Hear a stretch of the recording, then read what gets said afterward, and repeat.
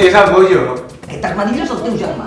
I sí, és veritat, és estrany, és molt estrany, però és el que hi ha. Està com un puto llum. És que no m'estranya que el Goyo hagi fotut al camp, el que m'estranya és que no ho hagi fet abans. Però per què no podem ser una família normal? Tenim una ouija. Tu has vingut perquè no suportes el teu marit. Potser me'n torno a l'idea.